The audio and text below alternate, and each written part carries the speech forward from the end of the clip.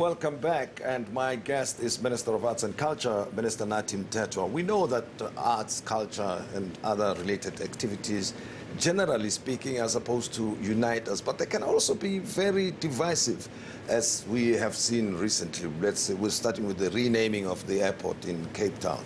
I'd like to hear your views with regards to that, and the fact that the museum for Winnie Madikizela Mandela, the late Mama Winnie, was never built anyway, even though a huge amount of money was allocated for that project. Where you're sitting when you look at specifically the museum itself and the renaming, how should these issues be better handled? Well, the renaming would always bring about contest of ideas. It's just that the airport ones are out there for everybody to see. There are many others. There is one which is, causing a lot of contest as well, which is the naming of Grahamstown to Makhanda. And some wish that name to remain, and others want it to change. And our responsibility is that after all the process has been, observed through the National Geographic name change councils and so on, we then give a final say on that, having considered everything else. So I'm not surprised when people come up with different ideas for the naming or renaming of the airports. In the final analysis, there are things which have to be looked into, and with the recommendations from the council itself.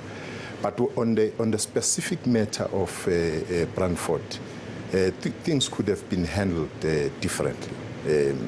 This is the project which is like many other projects, which the province of Free State started, and somewhere in between, they needed the intervention of national, which we did.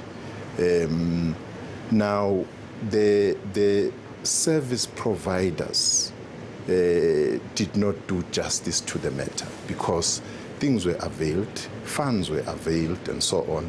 Right now, I wouldn't want to talk more about it because there's a lot of investigation and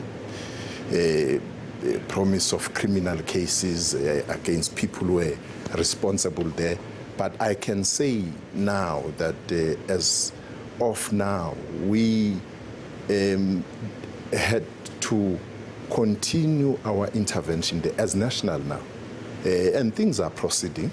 Soon that house, together with other properties there, like the VW, which is there, the Beetle, which is there, is going to be soon, with the broader resource center, is soon going to be opened, as it were.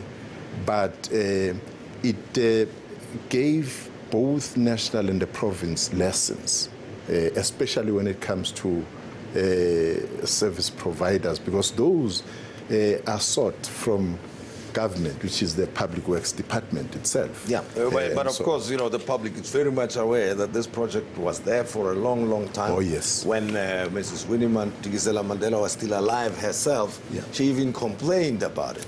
And of course, everybody has been galvanized into action only after her demise and funeral. Not really, Tim. There has been some issues, if I may put it that way. And one of them is that there are many other people who claimed to be authentic voice of what needs to be done there. Sure. And because of that, it was only after Mama had to write down to say, these are the responsible people I'm giving this time. Let's talk about now the question of social cohesion in South Africa. And observers and even citizens feel like the country or the nation is actually not coming together, is actually coming apart in racial and even ethnic sense on one side. And on top of that, there's the whole point of degeneration, if one may call it that, morally speaking.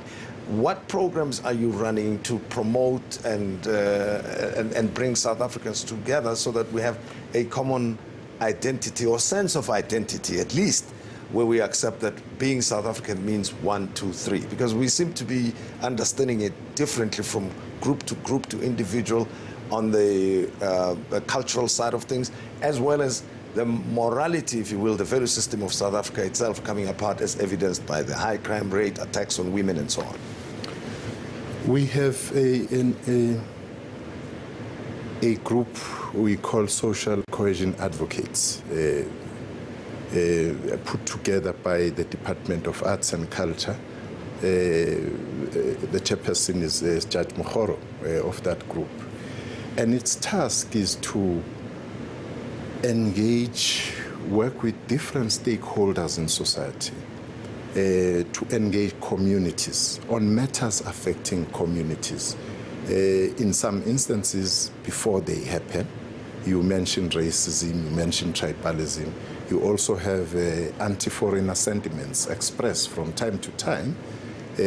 So that's one part, which hold these meetings in different communities through community conversation program, basically to say to communities, what is it that we need to do to be a better people?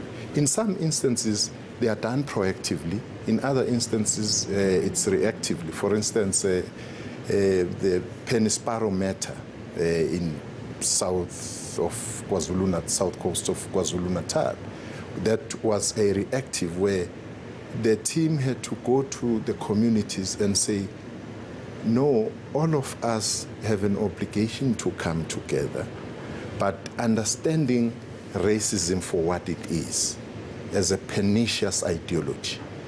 We then said we need a multi-pronged strategy in dealing with racism. One of them is education. Generally, community conversation and meetings and consultation is about that.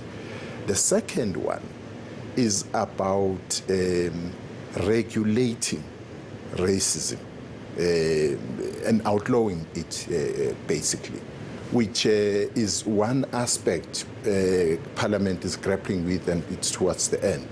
The third aspect is to mobilize society to be intolerant of this ideology, so that at the end of the day, as society, we understand that, yes, we are against racism, but that's not our agenda. Our agenda is to build a non-racial society.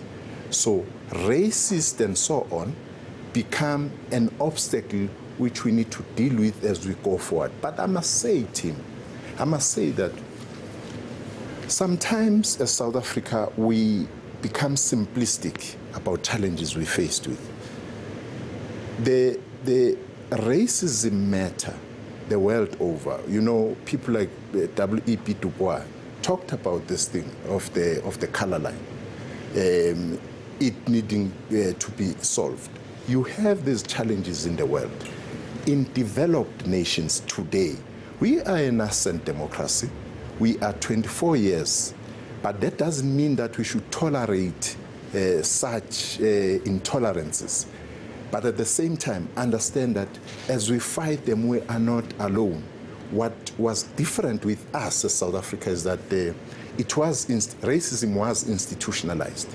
And now that they are no longer in statute books, we should never forget where we come from. That's why we are saying, if there's anything we need to be intolerant of, that is racism. Well, as we run out of time, I have to interrupt you there, Minister, and put in a question, and I want your word for the heritage sites and the museums. How much support are they enjoying from the department? And we've got a healthy number of these sites and places, right? And I doubt very much that we visit them as much as we should if we want to appreciate the history and heritage of South Africa.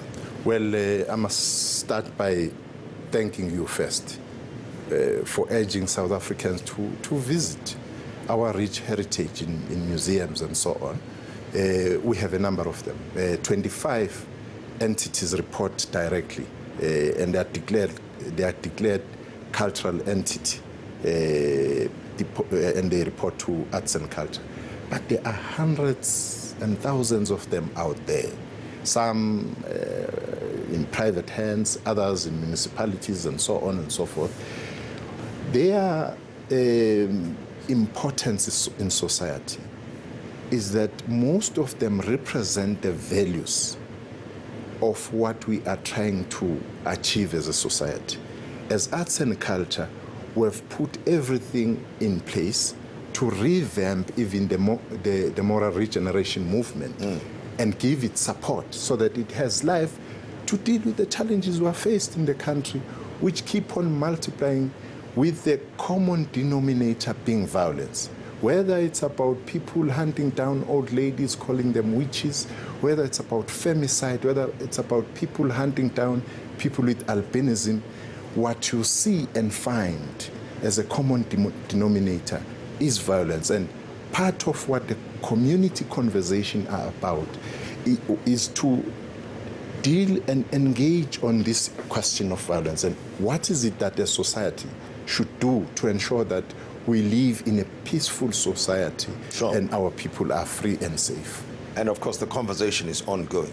Absolutely. And some of the entities and elements we spoke about stand alone, and they will always be spoken about. Thank you very much for having been our guest. We appreciate it. My pleasure. That's Minister of Arts and Culture, Nathi Mthethwa, talking to us here on the Modise Network. In a moment, I'll be joined by actor, producer, director Akin Omotosho, who will be talking about his documentary, The Color of Wine, and he'll tell us much more about filmmaking in South Africa.